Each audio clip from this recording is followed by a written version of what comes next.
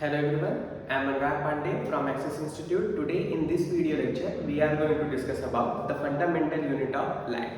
The fundamental unit of life में अब तक हम लोग पढ़ चुके हैं सेल के बारे में, डिफरेंट टाइप ऑफ सेल्स को हमने पढ़ा। सेल की डिस्कवरी जो है रॉबर्ट हुक ने की थी, डेड सेल थी, और लिविंग सेल जो है वो सबसे पहले डिस्कवर किया था हमारे एंटोन वॉन ल्यूवेनहॉक ने।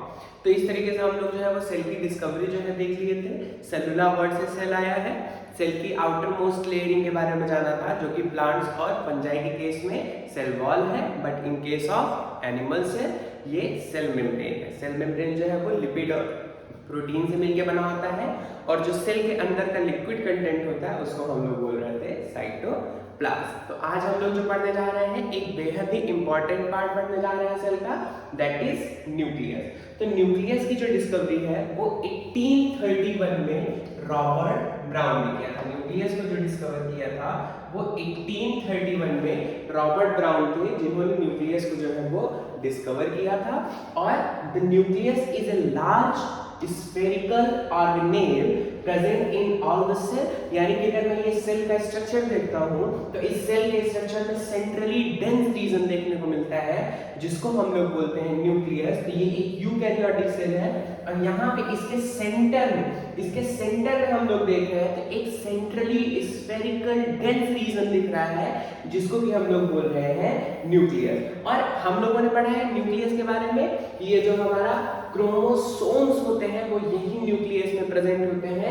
इन animal cell it is located at the centre of cell, while in plant cell it is located at the periphery near the edge. ऐसा क्यों होता है? प्लांट सेल में जो है वो वैक्यूल प्रेजेंट होता है, वैक्यूल का जो साइज होता है वो बहुत बड़ा होता है, तो वो वैक्यूल न्यूक्लियस को पुश कर देता है पेरिफेरी की ओर, जबकि एनिमल सेल्स में जो है वो वैक्यूल्स प्रेजेंट नहीं होता है जनरली, और अगर प्रेजेंट भी होता है तो उसका साइज जो है वो स्मॉल होता है। तो इसीलिए न्यूक्लियस जो है वो सेंटर में देखने को मिलता है। ठीक, तो वैक्यूल क्या है आगे हम लोग पढ़ेंगे। खैर अभी के लिए मैं बता देता हूँ कि एक स्पेस होता है, ठीक है, जिसमें लिक्विड भरा होगा, उस ऑर्गेनेल को हम लोग बोलेंगे वैक्यूल, जो कि स्टोरेज का काम करेगा, जिसको हम डिटेल में पढ़ेंगे जब हम सेल ऑर्गेनेल पढ़ेंगे इसी चैप्टर में। फिर बात करते हैं the nucleoid is dense region in prokaryotic cell. यानी कि जो प्रोकैरियोटिक सेल है, जो न्यूक्लियस का फंक्शन परफॉर्म कर रहा होता है, उस स्ट्रक्चर को हम लोग बोलते हैं न्यूक्लियोइड। और न्यूक्लियोइड में जो टर्म आ रहा है ऑइड, OID, इसका मतलब होता है लाइक दैट। ठीक है, तो लाइक दैट यानी कि न्यूक्लियस जैसा। न्यूक्लियोइड का मतलब क्या हुआ? Like nucleus. ठीक है, तो न्यूक्लियोइड का मतलब क्या हो गया? लाइक न्यूक्लियस, न्यूक्लियस के जैसा। It is dense region present in prokaryotic cell. तो अभी आपको पता है यूकैरियोटिक और प्रोकैरियोटिक दो तरीके की हमको जो है वो सेल्स देखने को मिलती हैं। यू का मतलब होता है ट्रू, ठीक है, हमको दो तरीके की सेल्स देखने को मिली है। पहला है यूकैरियोटिक, और ये जो यूकैरियोटिक है इसमें दो वर्ड है। पहला है यू, जिसका मतलब होता है ट्रू, और दूसरा वर्ड है कैरियन, और इस कैरियन का मतलब है न्यूक्लियस। ठीक है, तो जहां पे ट्रू न्यूक्लियस प्रेजेंट है, यानी कि इस तरीके का वेल डिफाइंड न्यूक्लियस प्रेजेंट है, उसको हम लोग बोलेंगे यूकैरियोटिक सेल। और जहां पे हमको प्रिमिटिव टाइप का न्यूक्लियस देखने को मिलेगा उसको हम लोग बोलेंगे प्रोकैरियोटिक सेल। ठीक है, प्रिमिटिव और यूकैरियोटिक, ट्रू न्यूक्लियस में क्या डिफरेंस है? जब हम प्रोकैरियोटिक सेल और यूकैरियोटिक सेल में डिफरेंस पढ़ेंगे तो वहां पे आपको क्लियर करूंगा।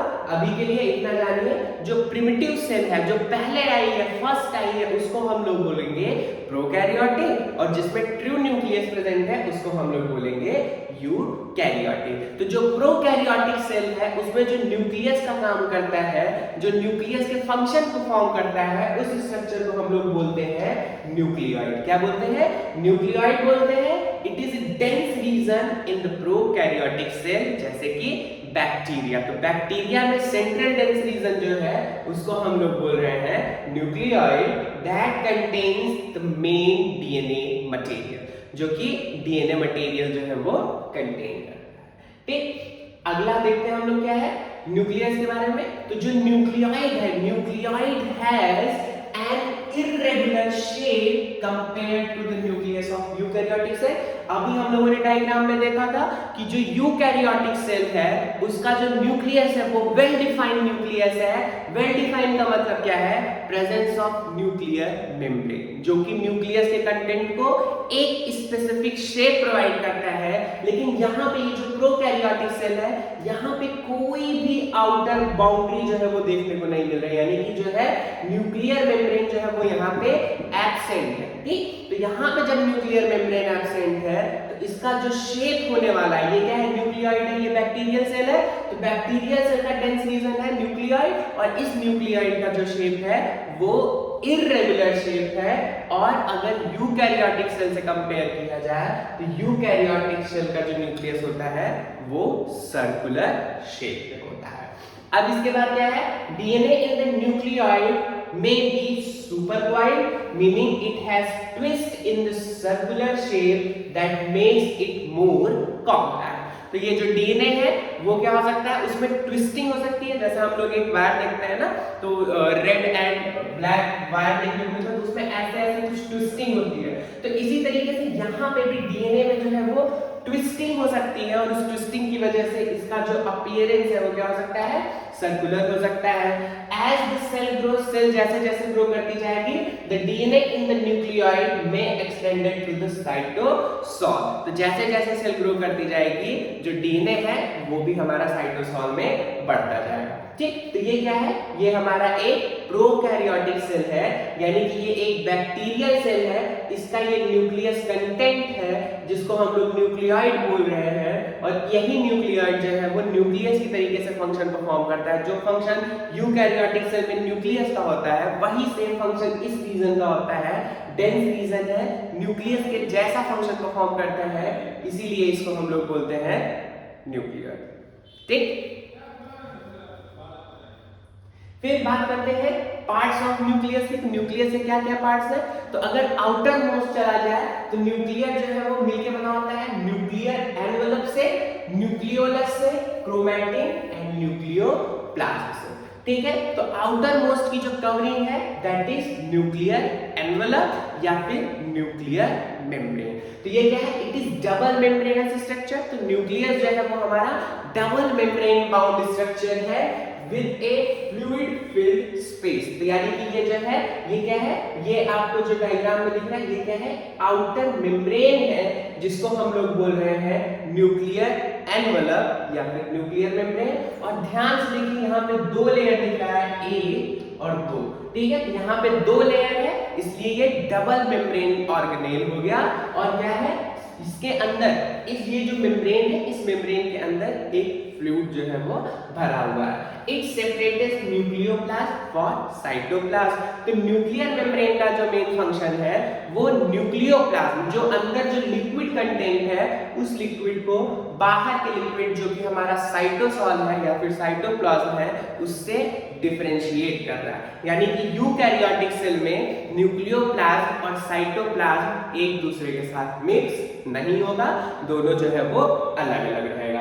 The outer membrane is connected with endoplasmic reticulum. तो यहाँ पे हम देख रहे हैं ये जो फिंगर लाइक फोल्डिंग्स दिख रहा है, ये फोल्डिंग जो है वो एंडोप्लाज्मिक रेटिकुलम है। तो आउटर मोस्ट स्ट्रक्चर जो है वो एंडोप्लाज्मिक रेटिकुलम के साथ जो है वो कनेक्ट है, and it's outer surface may contain ribosome while inner surface is smooth. तो यहाँ पे जो आउटर सरफेस है, ये आउटर सरफेस क्या करता है? एंडोप्लाज्मिक रेटिकुलम में आप देखिए यहाँ पे जो है वो स्मॉल डॉट्स दिख रहे हैं, ये डॉट्स जो है वो राइबोसोम्स है। तो इस एंडोप्लाज्मिक रेटिकुलम में राइबोसोम्स प्रेजेंट हो सकते हैं। आगे जब हम एंडोप्लाज्मिक रेटिकुलम पढ़ेंगे तो वहां पे on the basis of presence of ribosome और एंडोप्लाज्मिक रेटिकुलम जो है वो दो तरीके का होगा, जिसमें प्रेजेंट होगा राइबोसोम उसको बोलेंगे रफ एंडोप्लाज्मिक रेटिकुलम, और जहां पे राइबोसोम एब्सेंट होगा उसको बोलेंगे हम लोग smooth endoplasmic reticulum. The nuclear envelope is perforated by many nuclear pore. तो यहाँ पे हम देख रहे हैं जो न्यूक्लियर मेम्ब्रेन है ये कंटिन्यू मेम्ब्रेन नहीं होती है, इसमें बीच बीच में स्पेस होता है, जिस स्पेस को हम लोग बोलते हैं न्यूक्लियर पोर। इस स्पेस को हम लोग बोल रहे हैं न्यूक्लियर पोर, और ये न्यूक्लियर पोर जो है वो रिस्पॉन्सिबल है एक्सचेंज के लिए। न्यूक्लियोप्लाज्म और साइटोप्लाज्म के बीच का जो एक्सचेंज है उसके लिए ये न्यूक्लियर पोर जो है वो रिस्पॉन्सिबल है। तो यहाँ पे आप देखिए ये जो फ्लूइड है, ये फ्लूइड जो है वो न्यूक्लियस पोर के थ्रू एक्सचेंज होगा। फिर क्या है, the pore provide a channel for the movement of important molecules between nucleus and cytoplasm. तो ये जो पोर्स है, ये पोर्स क्या है, ये पोर्स जो है वो एक चैनल की तरीके से काम करेंगे साइटोप्लाज्म और न्यूक्लियोप्लाज्म के बीच में। जो भी ट्रांसफॉर्मेशन, जो भी ट्रांसडक्शन होना है, जो भी ट्रांसफर होना है एक जगह से दूसरी जगह पे, उसके लिए रिस्पॉन्सिबल होंगे ये न्यूक्लियर पोर। ठीक है, तो न्यूक्लियर मेम्ब्रेन क्या है, न्यूक्लियस की कवरिंग है, न्यूक्लियस को कवर करेगा, पहली बात। और दूसरी बात क्या है, इसके आउटर सरफेस पे एंडोप्लाज्मिक रेटिकुलम अटैच होगा, और एंडोप्लाज्मिक रेटिकुलम पे राइबोसोम्स प्रेजेंट हो भी सकते हैं और नहीं भी हो सकते हैं। फिर क्या है, ये जो पोर्स है एंडोप्लाज्म, ये जो न्यूक्लियर मेम्ब्रेन है, ये कॉन्टिन्यू मेम्ब्रेन नहीं होती है, इसमें जगह जगह पे गैप देखने को मिलता है, और इसी गैप को हम लोग बोलते हैं न्यूक्लियर पोर। और ये न्यूक्लियर पोर है रिस्पॉन्सिबल ट्रांसफॉर्मेशन के लिए, ठीक है, ट्रांसफर के लिए एक जगह से दूसरी जगह। न्यूक्लियर मेम्ब्रेन न्यूक्लियोप्लाज्म से साइटोप्लाज्म में कोई भी मॉलिक्यूल या डीएनए है, आरएनए, जो भी ट्रांसफर होना है वो हमारा इसी न्यूक्लियर पोर के हेल्प से ट्रांसफर होगा। माफ करिएगा, डीएनए ट्रांसफर नहीं होगा, प्रोटीन्स जो भी बनेगा, आरएनए बनेगा, वो ट्रांसफर होगा, है ना। तो यहाँ पे जो है वो ट्रांसफर के लिए रिस्पॉन्सिबल है ये न्यूक्लियर पोर। फिर न्यूक्लियोप्लाज्म की बात की जाए तो जैसे जब हम लोग साइटोप्लाज्म पढ़े थे, सेल के अंदर जो सेल मेम्ब्रेन के अंदर का जो फ्लूइड लाइक कंटेंट था जिसको हम लोग साइटोप्लाज्म बोल रहे थे, उसी तरीके से यहाँ पे न्यूक्लियोप्लाज्म जो होगा, न्यूक्लियोप्लाज्म क्या है, प्लाज्म का मतलब होता है फ्लूइड, तो न्यूक्लियस के अंदर जो फ्लूइड लाइक स्ट्रक्चर प्रेजेंट है उसको हम लोग बोलते हैं nucleoplasm is a clear non-staining fluid material in the nucleus। ठीक है, non-staining यानी कि कोई भी स्टेन नहीं है इसका, तो ये जो है वो न्यूक्लियोप्लाज्म है। It contains raw materials, enzymes and metal ions for the synthesis of DNA and RNA। तो जब सेल डिवीजन हो रही होती है तो उस टाइम पे हमारे डीएनए और आरएनए सिंथेसाइज हो रहा होता है, और जिसके लिए जो एंजाइम्स है ना, और मेटल आयन जो भी रिक्वायर्ड रॉ मटेरियल होता है वो सारा का सारा न्यूक्लियोप्लाज्म जो है वो कंटेन किए रहता है। It supports the chromatin material and nucleoli. जैसे साइटोप्लाज्म क्या कर रहा था, डिफरेंट सेल ऑर्गेनेल थे उनको अब उसकी जगह पे होल्ड करके रखता था, उसी तरीके से न्यूक्लियोप्लाज्म जो है वो भी क्रोमैटिन मटेरियल को और न्यूक्लियोलाई को जो है वो एक जगह पे होल्ड करके रखेगा। फिर क्रोमैटिन क्या होता है, क्रोमैटिन क्या होता है, अगर आप जैसे वो धागे वाली रील देखो तो उसमें क्या होता है, एक थ्रेड होता है, ठीक है, जो कि एक कॉइल होता है ना। तो अगर उस थ्रेड को आप ओपन करते जाओ तो वैसा ही एक स्ट्रक्चर जो है वो डीएनए में देखने को मिलता है, तो जिसको हम लोग बोलते हैं क्रोमोसोम। ठीक है, तो वो जो धागे वाला रील है, सुई धागे वाला जो रील होता है, उसमें आप देखिए तो उसमें क्या होता है, धागा एकदम लपेटा होता है, क्वाइल होता है। तो अगर उस धागे को ओपन कर दिया जाए, ठीक है, तो वही है क्रोमैटिन फाइबर, और जब ये धागे को वापस लपेट देते हैं तो बन जाता है क्रोमोसोम। तो क्रोमैटिन फाइबर क्या है, nucleus contain fibrous material known as chromatin. तो न्यूक्लियस में जो है वो फाइब्रस मटेरियल प्रेजेंट होता है जिसको हम लोग बोलते हैं क्रोमैटिन। और नॉर्मल स्टेज में क्या होता है, ये न्यूक्लियस जो है वो डीकंडेंस स्टेज में रहता है, और जब सेल डिवीजन होता है तो ये क्रोमैटिन जो है वो कंडेंस होते हैं और क्रोमोसोम का जो है वो फॉर्मेशन करते हैं। Chromatin form long thread like structure called chromosome during cell division. तो जब सेल डिवीजन हो रहा होता है तो ये क्रोमैटिन जो है वो कंडेंस होंगे और क्रोमोसोम का फॉर्मेशन करेंगे। Each chromosome is made up of protein, protein जो है वो हिस्टोन प्रोटीन होती है, and single molecule of DNA, DNA जो है और हिस्टोन प्रोटीन मिलकर के हमारा क्रोमोसोम का जो है वो फॉर्मेशन करते हैं। डीएनए प्लस हिस्टोन प्रोटीन, और भी प्रोटीन्स होती हैं जिनको हम लोग बोलते हैं नॉन हिस्टोन प्रोटीन्स। तो ये प्रोटीन्स मिलकर के और डीएनए मिलकर के आपस में क्रोमोसोम्स का जो है वो फॉर्मेशन करते हैं। Chromosome contains gene that control metabolism and heredity. तो हमारी बॉडी में जो भी रिएक्शंस चल रहे होते हैं उसको कंट्रोल करता है जीन। और जीन किस तरीके से कंट्रोल करेगा, जैसे हमको आपको आपस में बात करना है तो हमारे आपको बात करने के लिए लैंग्वेज है, तो सेल को जब बात करना होता है तो उसके लिए होता है एक स्पेसिफिक प्रोटीन जिसको कि रीड किया जाता है। और वो प्रोटीन कैसे बनता है, डीएनए से। डीएनए कोड करेगा आरएनए को, आरएनए कोड करेगा प्रोटीन को, और उस स्पेसिफिक प्रोटीन की रीडिंग होगी। और जब उस स्पेसिफिक प्रोटीन की रीडिंग होगी तो वो प्रोटीन किसी कैरेक्टर को कोड कर रहा होगा, तो वहां से जो है वो एक स्पेसिफिक कैरेक्टर हमको देखने को मिलेगा। हेरिडिटी की बात है तो हेरिडिटी क्या है, the transfer of characters from one generation to another generation, यानी कि पेरेंट्स से लेकर के उनके बच्चों में जो कैरेक्टर्स ट्रांसफर होते हैं उसी फिनोमिना को हम लोग बोलते हैं हेरिडिटी। और ये जो ट्रांसफर हो रहा है, ये जो कैरेक्टर ट्रांसफर हो रहा है, ये किस फॉर्म में ट्रांसफर होते हैं, in the form of genes. तो यानी कि हेरिडिटी क्या है, the transfer of characters from one generation to another in the form of genes is called heredity. तो heredity is the transfer of character from parents to offspring, यानी कि एक generation से दूसरे जनरेशन में जो कैरेक्टर्स ट्रांसफर हो रहे हैं उनको हम लोग बोल रहे हैं हेरिडिटी।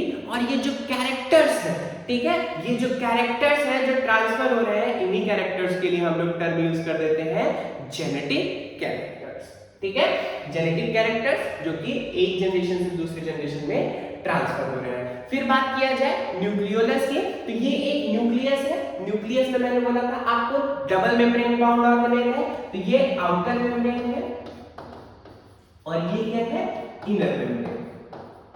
ठीक है, तो यहां पे आप देखिए दो मेम्ब्रेन दिख रहा है, और ये जो मेम्ब्रेन है ये कॉन्टिन्यू मेम्ब्रेन नहीं है। इस मेम्ब्रेन में बीच बीच में हमको क्या है, पोर्स देखने को मिल रहे हैं, और इन्हीं पोर के लिए हम टर्म यूज कर रहे थे न्यूक्लियर पोर। और ये जो न्यूक्लियोप्लाज्म है, इससे किसी भी सब्सटेंस का जो है वो ट्रांसफर होना है, एक जगह से दूसरी जगह तक जाना है, तो इन्हीं न्यूक्लियर पोर के थ्रू जो है वो जाएगा। फिर यहाँ पे आप देखिए, यहाँ पे आपको फ्लूइड लाइक स्ट्रक्चर देखने को मिलेगा। उस फ्लूइड लाइक स्ट्रक्चर को हम लोग बोलते हैं न्यूक्लियोप्लाज्म। अब इस न्यूक्लियस के स्ट्रक्चर में अगर हम ध्यान से देखें तो यहाँ पे डेंस हमको फाइब्रस स्ट्रक्चर दिख रहा है, थ्रेड लाइक स्ट्रक्चर दिख रहा है, धागे जैसा स्ट्रक्चर दिख रहा है। इसी धागे जैसे स्ट्रक्चर को हम लोग बोलते हैं क्रोमैटिन। क्या बोलते हैं, क्रोमैटिन फाइबर, फाइब्रस स्ट्रक्चर है, थ्रेड लाइक स्ट्रक्चर है, इसलिए इसको हम लोग बोल रहे हैं क्रोमैटिन। अब इस क्रोमैटिन में इस न्यूक्लियस को अगर हम ध्यान से देखें तो यहाँ पे एक डेंस रीजन दिख रहा है, सर्कुलर है, और इसी डेंस रीजन को हम लोग बोलते हैं न्यूक्लियोलस। तो न्यूक्लियोलस जो है वो कहाँ प्रेजेंट है, न्यूक्लियस के अंदर प्रेजेंट है। और ये क्या है, इज नेकेड राउंड और slightly irregular structure which is attached to the chromatin at a specific region called nucleolar organizer region, जिसको शॉर्ट फॉर्म में हम लोग बोलते हैं NOR. It is responsible for protein synthesis and it is the active site of the development of ribosomal RNA, यानी कि इसका जो मेन फंक्शन है वो क्या है, प्रोटीन सिंथेसिस और राइबोसोमल RNA की सिंथेसिस। तो राइबोसोमल आरएनए जो है वो राइबोसोम्स में मिलेगा, और उसकी जो है वो सिंथेसिस के लिए रिस्पांसिबल है न्यूक्लियोलस। फिर मैं बात करता हूं फंक्शन ऑफ न्यूक्लियस। तो न्यूक्लियस का क्या फंक्शन है, तो सबसे पहला फंक्शन है the nucleus act as the brain और control centre of the cell, या फिर हेडक्वार्टर ऑफ द सेल भी हम बोल सकते हैं। क्यों बोलते हैं, क्योंकि ये जो न्यूक्लियस है जितना भी फंक्शन होता है सेल का उसको कंट्रोल करता है। जैसे हमारी बॉडी में हमारी जो भी फंक्शन होता है उसको ब्रेन कंट्रोल कर रहा होता है, उसी तरीके से सेल का जो फंक्शन है उसको कंट्रोल कर रहा होता है nucleus. It is responsible for ribosome synthesis, ribosome synthesis के लिए रिस्पांसिबल है। It regulates cell metabolism by directing the synthesis of functional protein, यानी कि जो भी फंक्शनल प्रोटीन है, मैंने आपको बताया कि डीएनए से आरएनए बनेगा और आरएनए से जो है वो प्रोटीन बनेगा। तो मेटाबॉलिज्म के लिए जो भी प्रोटीन रिस्पांसिबल होगी उसकी सिंथेसिस के लिए जो है वो न्यूक्लियस जरूरी है। फिर क्या है, it develop genetic variation that contributes to evolution, यानी कि ये जो जीन्स हैं ये जीन्स में चेंज होगा तो हमारा धीरे धीरे जो है वो एवोल्यूशन होगा। लेकिन अगर सडन चेंज हमको जीन्स में देखने को मिले तो उसको हम लोग म्यूटेशन बोल देते हैं। It also contains genetic information, यानी कि हमने क्या बोला, डीएनए में प्रेजेंट है जीन्स, और ये जीन्स जो है वो कोड करेंगे स्पेसिफिक कैरेक्टर्स को, यानी कि जेनेटिक कैरेक्टर, यानी कि genetic information for reproduction, development and behaviour of organism beside for the structure and metabolism. तो जेनेटिक कैरेक्टर्स को भी कोड करने के लिए रिस्पॉन्सिबल है हमारा न्यूक्लियस। ठीक है, फिर इसके बाद हम देखते हैं क्रोमोसोम के बारे में बात करते हैं। तो क्रोमोसोम क्या है? तो क्रोमोसोम क्या है, जब यहाँ पे हमने क्या बात किया क्रोमैटिन फाइबर का, यहाँ पे आप देखिए ये न्यूक्लियस है, ये सेल का डेंस रीजन है, न्यूक्लियस है, न्यूक्लियस के अंदर जो है वो क्रोमोसोम्स देखने को मिलेंगे जब ये न्यूक्लियस सेल डिवीजन फेज में होगा। लेकिन नॉर्मल कंडीशन में क्या है, नॉर्मल कंडीशन में वहां पे फाइब्रस स्ट्रक्चर देखने को मिलेगा जिसको हम लोग बोलते हैं क्रोमैटिन फाइबर, और ये क्रोमैटिन फाइबर जो है वो डीएनए और प्रोटीन से मिलकर के बना होगा, और फर्दर प्रोटीन्स आकर आएंगी, और जब ये डीएनए फाइबर जो है, जब ये क्रोमैटिन फाइबर है, ये फर्दर कंडेंस होगा तो फॉर्म करेगा क्रोमोसोम। तो क्रोमोसोम क्या है? A long stringy aggregate of gene that carry heredity information, यानी कि क्रोमोसोम किससे मिलकर बना है? डीएनए और प्रोटीन से। डीएनए में प्रेजेंट है जीन्स, तो क्रोमोसोम भी कैरी करेगा heredity information. Each chromosome is made up of DNA tightly coiled many times around proteins called histone protein that supports its structure. ठीक है, फिर chromosome can be seen visually through light microscope during late interphase as well as during mitosis. तो cell division है, दो तरीके की cell division हम जानते हैं, पहला है माइटोसिस, दूसरा है मियोसिस। तो माइटोसिस और मियोसिस के जो सेल डिवीजन हो रहा होता है, तो वहां पे हमको इंटरफेज, कई फेजेस देखने को मिलती है ना, दो तरीके की बेसिकली फेज देखने को मिलती है। इंटरफेज जहां पे सेल अपने आप को प्रिपेयर करती है for the purpose of division, और दूसरा जो होता है माइटोटिक फेज जहां पे डिवीजन एक्चुअल में हो रहा होता है। ठीक, तो यहाँ पे जो है वो लेट इंटरफेज में हमको जो है देखने को मिलता है क्रोमोसोम का structure. Genes is a unit of heredity, जैसे हमारी बॉडी में सेल यूनिट है हेरिडिटी की, उसी तरीके से जीन्स क्या है? हेरिडिटी की यूनिट है। It controls the transfer of heredity characters, यानी कि जो भी जेनेटिक कैरेक्टर्स हैं उनके ट्रांसफर के लिए रिस्पांसिबल होते हैं jeans. It gives an identity to each and every organism. तो जो भी ऑर्गेनिज्म है उनका एक स्पेसिफिक जीन सीक्वेंस है जिसकी वजह से उनकी एक स्पेसिफिक आइडेंटिटी है। तो यहाँ पे हम लोग देख रहे हैं ये सेंट्रल डेंस रीजन है जिसको हम लोग न्यूक्लियस बोल रहे हैं, और न्यूक्लियस में भी जो सेंट्रल डेंस रीजन है जिसको कि हम लोग न्यूक्लियोलस बोल रहे हैं। और यहाँ पे जो है वो हमको क्रोमोसोम्स देखने को मिलेगा। ये क्रोमोसोम्स जो है वो क्रोमैटिन फाइबर से बने हैं, और क्रोमैटिन फाइबर जो है वो हमारा बना है हिस्टोन प्रोटीन और डीएनए से। ठीक, और डीएनए जो है वो बना होता है पॉलीन्यूक्लियोटाइड स्ट्रैंड से। तो डीएनए जो है वो हमारा क्या है? न्यूक्लियोटाइड स्ट्रैंड, पॉलीन्यूक्लियो, पॉली मतलब बहुत ढेर सारे, तो डीएनए की जो यूनिट होगी वो है न्यूक्लियोटाइड। तो जब बहुत ढेर सारे न्यूक्लियोटाइड्स आपस में आते हैं तो बनता है एक पॉलीन्यूक्लियोटाइड चेन, तो उसी चेन से हमारा डीएनए जो है वो बनता है। क्लियर? तो इस तरीके से जो है वो क्रोमोसोम का अरेंजमेंट देखने को मिलता है। अब बात करते हैं न्यूक्लियस के बेसिस पे डिफरेंट टाइप ऑफ सेल्स। तो मैंने आपको बताया था न्यूक्लियस के बेसिस पे दो तरीके की सेल्स होंगी। पहला है यूकैरियोटिक सेल, यू का मतलब होता है ट्रू, कैरियन का मतलब होता है न्यूक्लियस। अभी मैंने आपको बताया था जिस सेल के पास ट्रू न्यूक्लियस प्रेजेंट होगा उसको हम लोग बोलेंगे यूकैरियोटिक सेल, और जहां पे ट्रू न्यूक्लियस या फिर प्रिमिटिव न्यूक्लियस प्रेजेंट होगा उसको हम लोग बोलेंगे प्रोकैरियोटिक सेल। तो प्रोकैरियोटिक सेल में प्रो मतलब होता है प्रिमिटिव, तो जहां पे प्रिमिटिव काइंड ऑफ न्यूक्लियस जो है वो देखने को मिलेगा उसको हम लोग बोलेंगे प्रोकैरियोटिक, और जहां पे हमको ट्रू न्यूक्लियस देखने को मिलेगा उसको हम लोग बोलेंगे यूकैरियोटिक। अब ट्रू न्यूक्लियस और प्रिमिटिव न्यूक्लियस का मतलब क्या है? ट्रू न्यूक्लियस का मतलब है presence of well defined nuclear membrane. तो यहाँ पे देखिए nuclear membrane present around the nucleus, nuclear membrane is absent. तो प्रोकैरियोट्स में न्यूक्लियर मेम्ब्रेन एब्सेंट है, यूकैरियोट्स में न्यूक्लियर मेम्ब्रेन जो है वो प्रेजेंट है। फिर क्या है? Membrane bound organelle such as mitochondria, chloroplast are present, और यहाँ पे मेम्ब्रेन बाउंड ऑर्गेनेल सारे के सारे जो है वो एब्सेंट होंगे।